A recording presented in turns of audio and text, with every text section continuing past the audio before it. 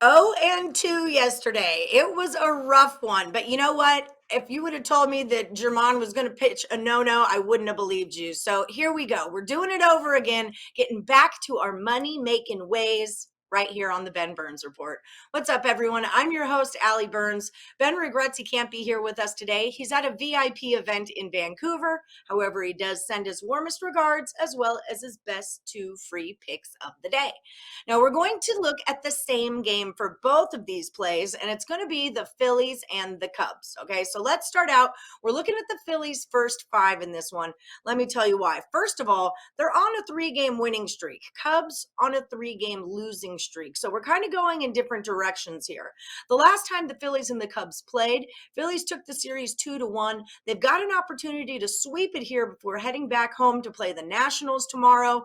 So I'm liking the Phillies, and I like them in the first 5 because in the last 3 games, first 5, they've outscored their opponents 16-8, whereas the Cubs' last 3 games in the first 5 have been outscored 8-20.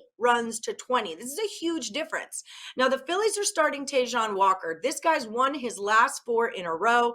Cubs have got a good one on the mound, too. They've got Kyle Hendricks. He's won his last 3. So it gets a little tight in there when you've got 2 good pitchers doing the same thing and then 2 baseball teams doing separate things. So for this reason, I'm not going to take the Phillies run line. I'm not going to lay the half of a run first 5, but I am going to roll with them full game. I believe it's at a -120, or not full game, sorry, first 5 at a -120. That's your first play of the day. Let's go Phillies to get it done.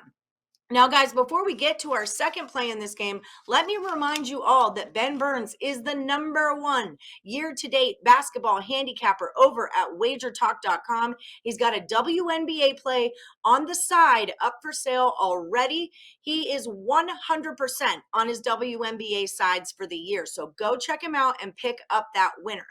Okay, moving on, we're staying in the same game, Phillies at Cubs, but this time I'm looking at a pitching prop, and I'm looking at Tajon Walker. Now, yesterday in my personal bets, I took a little flyer on Snell over 8.5. He wound up with 10. That was a nice +210 play that I cashed. Sorry I didn't give that one out to you guys. It felt a little gambly, but I'm going to give this one to you, and it's a +112, +110. I've seen this number move around a bit, but Tajon Walker over 4.5 strikeouts. His last game, he had 5, 8 before that, 5 before that, 8 before that.